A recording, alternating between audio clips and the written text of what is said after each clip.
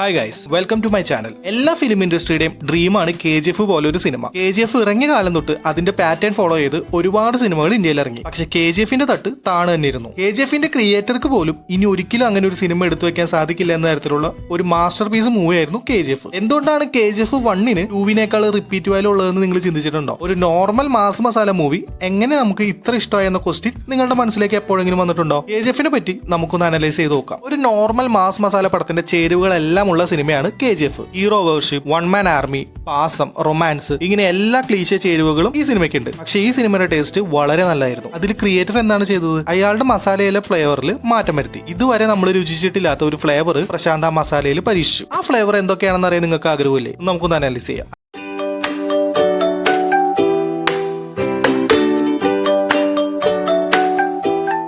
ഒന്നാമത്തെ ഫ്ലേവർ ആണ് third person narration. KGFന്റെ കഥ ഒരു തേർഡ് പേഴ്സൺ ആണ് നറേറ്റ് ചെയ്യുന്നത്. അവിടെ അയാളാണ് റോക്കിയെ പ്രൈസ് ചെയ്യുന്നത്. നോർമലി നമ്മൾ കണ്ടിട്ടുള്ള സിനിമകളിൽ each and every characters including villains ഹീറോനെ തള്ളി മുകളിലേക്ക് കയറ്റുന്ന കണ്ടിട്ടുണ്ട്. പക്ഷെ KGF ഡിഫറെന്റ് ആയിരുന്നു. ആ നറേഷൻ കേൾക്കുമ്പോൾ ഓഡിയൻസ് ചോദിക്കാൻ ആഗ്രഹിക്കുന്ന ഓരോ ചോദ്യങ്ങളും ആ റിപ്പോർട്ടറും പ്യൂണും ചോദിച്ചു. ഇവിടെ നറേറ്റർ റോക്കിയുടെ ഹീറോയിസം നേരിൽ കണ്ട ആളെ പോലെയാണ് അവരോട് കഥ പറയുന്നത്. ഇതിൽ ലേഡി റിപ്പോർട്ടർ അല്പം ബുദ്ധിമാന്മാരായ ഓഡിയൻസിനെയും സാധാരണ ഓഡിയൻസിനെയും റെപ്രസെന്റ് ചെയ്യുന്നു. തുടക്കത്തിൽ പുച്ഛത്തോടെ റോക്കിയെ പറ്റി കേട്ടിരുന്ന ഈ ലേഡി റിപ്പോർട്ടർ അവസാനമാകുമ്പോഴേക്കും നോർമൽ ഓഡിയൻസിനെ പോലെ റോക്കി ആരാണെന്നുള്ള ക്യൂരിയോസിറ്റിയിലേക്ക് എത്തിച്ചേരുന്നു. കറക്റ്റ് ആയിട്ടുള്ള ഇന്റർവെല്ലിൽ ഇവരുടെ നറേഷൻ സീൻസ് ആഡ് ചെയ്തിട്ട് പ്രശാന്ത് സിനിമ എലവേറ്റ് ആക്കി. നോർമലി എൻഗേജിംഗ് ആയ ഹീറോ സീൻസിൽ നിന്ന് തിരിച്ച് ഈ നറേഷൻ സീനിലേക്ക് എത്തുമ്പോൾ ഓഡിയൻസിന് ഒരു ഇറിറ്റേഷൻ ആവേണ്ടതാണ്. പക്ഷെ പലപ്പോഴും ആ നറേഷനിലെ മാസ് ഡയലോഗ്സ് ഹീറോയെ കൂടുതൽ ഇമോഷണലി പ്രേക്ഷകരെ കൊണ്ട് അറ്റാച്ച് ചെയ്യിപ്പിക്കാനായിട്ട് സാധിച്ചു. മാത്രമല്ല ആദ്യം തൊട്ട് അവസാനം വരെ ഒരു കഥ പറയുന്ന പോലെ അല്ലാതെ ഡിസോർഡർ ആയിട്ടാണ് നറേറ്റർ റോക്കിയുടെ കഥ പറയുന്നത്. റോക്കി നറാച്ചിയിൽ എത്തിയ കാര്യം പറയുന്നതിനിടയ്ക്ക് റോക്കി കിങ് ആയ കാര്യം പറയുന്നു. Police station scene, may I come in scene ഒക്കെ കാണിക്കുന്നു. ഇതെല്ലാം ഇതിന് ഉദാഹരണമാണ്. അതായത് ഓൾറെഡി ഹീറോ എല്ലാം കീഴടക്കി എന്ന് തുടക്കത്തിലേ നമുക്ക് മനസ്സിലാക്കി തരുന്നു. അതെങ്ങനെ കീഴടക്കി എന്ന ക്യൂരിയോസിറ്റിയാണ് ആ സിനിമയിലേക്ക് പ്രേക്ഷകരെ കൂടുതൽ എൻഗേജിംഗ് ആക്കുന്നത്. 2, റോക്കിയുടെ ക്യാരക്ടർ. റോക്കി എന്ന ക്യാരക്ടറിന്റെ കഥ ഒരു നോർമൽ സ്റ്റോറിയാണ്. ഒരു അണ്ടർ ഡോഗ് ബോസ് ആയിട്ട് മാറുന്നു. പക്ഷെ റോക്കി ക്യാരക്ടറിന് ക്രിയേറ്റർ ചെറിയ സ്പെഷ്യാലിറ്റീസ് കൊടുത്തു. ആറ്റിറ്റ്യൂഡ്, ഈഗോ, ഒന്നിനെയും കൂസാക്കാത്തവൻ, അധികം സംസാരിക്കാത്തവൻ, മാൻലി അപ്പിയറൻസ് മുതലായ സവിശേഷതകൾ റോക്കിക്കുണ്ട്. തിയേറ്റർ റോക്കി എന്ന ക്യാരക്ടറിനെ പുൾ ഓഫ് ചെയ്യാൻ ശേഷിയുള്ള യാഷിനെ അതിലേക്ക് കൊണ്ടുവന്നു. The rest is history. അത് കൂടാതെ തന്നെ റോക്കി ആയിട്ടുള്ള യാഷിന്റെ സ്ക്രീൻ പ്രസൻസും അപാരമായിരുന്നു. മൂന്നാമത്തെയാണ് ക്യാരക്ടർ എക്സ്റ്റാബ്ലിഷ്മെന്റ്. ഈ സിനിമയിൽ ഒരുപാട് മെയിൻ ക്യാരക്ടേഴ്സ് ഉണ്ട്. അവരെല്ലാവരെയും നന്നായി തന്നെ ഇൻട്രൊഡ്യൂസ് ചെയ്തിട്ടുണ്ട്. ഇവരെ ഓരോരുത്തരെയും നോർമലി എസ്റ്റാബ്ലിഷ് ചെയ്യണമെങ്കിലും മിനിമം 15 മിനിറ്റ് എങ്കിലും വേണം. അവിടെയാണ് പ്രശാന്ത് എന്ന ഇന്റലിജന്റ് ക്രിയേറ്റർ വേഴ്സറ്റൈൽ ആവുന്നത്. Fast screen play and editing അയാൾ സിനിമയിൽ ഉടനീളം കൊണ്ടുവന്നു. മാത്രമല്ല പുള്ളി മറ്റൊരു ടെക്നിക് കൂടെ ഉപയോഗിച്ചു, വോയിസ് ഓവേഴ്സ്. ഓരോ ക്യാരക്ടറിനെയും നറേറ്റർ വോയിസ് ഓവറിലൂടെ എസ്റ്റാബ്ലിഷ് ചെയ്തു. തിയേറ്റർ വിഷ്വലി അവർക്ക് കിടു ഇൻട്രോ കൊടുത്ത് ആ സീൻസിനെ എലവേറ്റ് ചെയ്തു. And it was A brilliant execution. അതിലൂടെ അവർ ആരാണെന്നും അവരുടെ ക്യാരക്ടേഴ്സ് എങ്ങനെയാണെന്നും ഓഡിയൻസിന് പെട്ടെന്ന് തന്നെ മനസ്സിലായി. എഡിറ്റിംഗ്, സ്ക്രീൻ പ്ലേ കൂടാതെ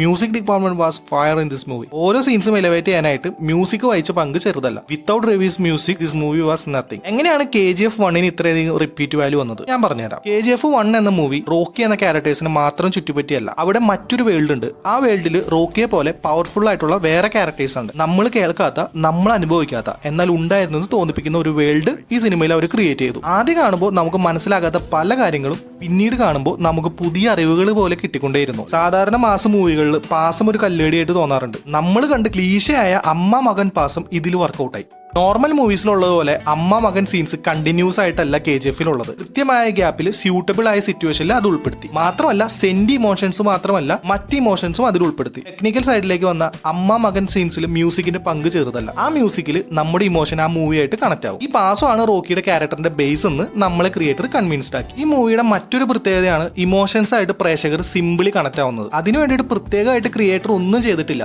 വെറും ഡയലോഗ്സിലൂടെയാണ് ഈ ഇമോഷൻസിനെ കണക്ട് ആക്കിയിരിക്കുന്നത്. ഹാമർ സീൻ, റോക്കി വെള്ളവരെ താണ്ടി ഭക്ഷണ സാധനം കൊണ്ടുവരുന്ന സീൻ, റോക്കിക്ക് വേണ്ടി സ്ലേവ് മരിക്കുന്ന സീനെല്ലാം ഇതിന് ഉദാഹരണമാണ്. അടുത്തതാണ് ഡയലോഗ്സ്. ഏത് ഭാഷയിലാണെങ്കിലും ഈ സിനിമയിലെ ഡയലോഗ്സ് വളരെ പവർഫുൾ ആയിരുന്നു. ഓർത്തു വെക്കാൻ പറ്റുന്ന തരത്തിലുള്ള ഡയലോഗ്സ് ഈ പടത്തിന്റെ സ്പെഷ്യാലിറ്റിയാണ്. ഇത് പല ക്യാരക്ടറിന്റെ ബിൽഡപ്പിനെയും എലവേറ്റ് ചെയ്തു. അടുത്താണ് വില്ലൻ. ഒരു പക്ഷെ തന്നെ കൊല്ലാൻ ഒരാൾ വരുന്നുണ്ടെന്നോ തന്നെ കൊന്നത് ആരാണെന്നോ അറിയാതെ നായകനാലും മരിച്ച വില്ലൻ ഗരുഡ മാത്രമായിരിക്കും. റോക്കിക്ക് ഒപ്പം പവർഫുൾ ആയിരുന്നു ഗരുഡയും. സോ പടം കണ്ടു കഴിഞ്ഞിട്ടും ഗരുഡയും അയാളുടെ മരണവും നമ്മുടെ മനസ്സിൽ തങ്ങിക്കുന്നത് ഗരുഡയുടെ പീക്ക് ക്യാരക്ടറൈസേഷൻ കൊണ്ടാണ്. കണ്ടുമറന്ന El Dorado, Indira Gandhi, slavery, gold mining, അടിയന്തരാവസ്ഥ മുതലായ കുറച്ച് റിയൽ ലൈഫ് സംഭവങ്ങളും ഇതിലേക്ക് ആഡ് ചെയ്തപ്പോൾ ഈ സ്റ്റോറി കൂടുതൽ കൺവിൻസിംഗ് ആയിട്ട് മാറി. റോക്കി എങ്ങനെ നറാച്ചി കീഴടക്കി എന്ന ചോദ്യം ബാക്കി നിർത്തിയിട്ടാണ് KGF 1 അവസാനിപ്പിച്ചത്. ഓൾറെഡി അണ്ടർഡോഗ് ആയിരുന്ന റോക്കി കിങ് ആയെന്ന് ഫസ്റ്റ് പാർട്ടിൽ തന്നെ പല സീനുകളിലൂടെയും നമ്മൾ അറിഞ്ഞു. അവൻ എങ്ങനെയാണ് കിങ് ആയത് എന്നുള്ള ഒരു ക്യൂരിയോസിറ്റിയാണ് KGF 2ന്റെ ഹൈപ്പായിട്ട് മാറിയത്. KGF 2 പുതിയതായിട്ട് പ്രേക്ഷകർക്ക് ഒന്നും കിട്ടാനുണ്ടായിരുന്നില്ല. ഓൾറെഡി കിങ് ആയ റോക്കിയുടെ വില്ലൻ ആയിട്ടുള്ള കോൺഫ്ലിക്റ്റും കുറച്ച് എലവേഷൻ സീൻസും ആണ് 2 അവന്റെ പവറും സ്ട്രെങ്ത്തും എല്ലാം കാണിക്കുന്ന കുറച്ച്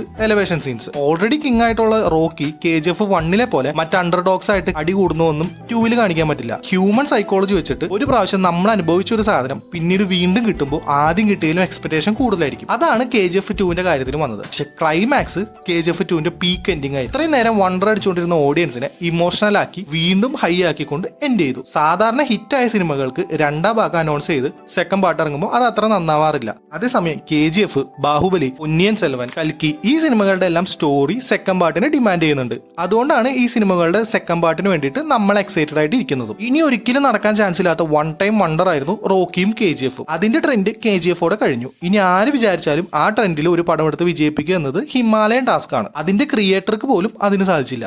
സോ ഒരിക്കൽ വിജയിച്ച ഒരു ഫോർമുല വീണ്ടും വീണ്ടും പ്രയോഗിച്ച സിനിമയുടെ കാര്യത്തിൽ അത് ഒരിക്കലും വർക്കൗട്ട് ആകില്ല. മാത്രമല്ല അത് ഓഡിയൻസിന് അരോചകമായിട്ട് തീരുകയും ചെയ്യും. നാഗശ്വിന്റെ കൽക്കി, സന്ദീപ് റെഡ്ഡിയുടെ അനിമൽ, ലോകേഷിന്റെ വിക്രം, ജിത്തുവിന്റെ ആവേശം, അൽഫോൺസ് പുത്രന്റെ പ്രേമം, അമലിന്റെ ബിഗ് ബി, അൻവർ റഷീദിന്റെ രാജമാണിക്യം, നിസാം ബഷീറിന്റെ റോഷാക്ക്, ശങ്കറിന്റെ എന്തിരൻ മുതലായ സിനിമകൾ KGF പോലെ പുതിയൊരു ഫോർമുലയിൽ വന്നതാണ്. ഓൾറെഡി പയറ്റി തെളിഞ്ഞ ഫോർമുലയിൽ ഇറങ്ങുന്ന സിനിമകൾ വീണ്ടും പൊട്ടാനുള്ള ചാൻസസ് വളരെ കൂടുതലാണ്. പുതിയ ഫോർമുലകൾ ക്രിയേറ്റ് ചെയ്യുന്നതാണ് ഒരു നല്ല ക്രിയേറ്ററുടെ കഴിവ്. അങ്ങനെയുള്ള സിനിമകൾ പ്രേക്ഷകർ ഇരു കൈ നീട്ടി സ്വീകരിക്കുകയും ചെയ്യും. KGF 1 പറ്റിയുള്ള എന്റെ അനാലിസിസ് വീഡിയോ ആയിരുന്നു ഇത്. എന്റെ അറിവിൽ ഭൂരിഭാഗം പേർക്കും KGF 2 സാറ്റിസ്ഫാക്ഷൻ ആയിരുന്നെങ്കിലും KGF 1 അത്ര 2 വന്നില്ല എന്ന അഭിപ്രായം ഉള്ളവരുണ്ട്. അപ്പോൾ ഈ രണ്ട് സിനിമയെ പറ്റിയുള്ള നിങ്ങളുടെ അഭിപ്രായം താഴെ കമന്റിൽ പറയാം. അപ്പോൾ അടുത്ത വീഡിയോ ആയിട്ട് കാണുന്നവരെ ബൈ.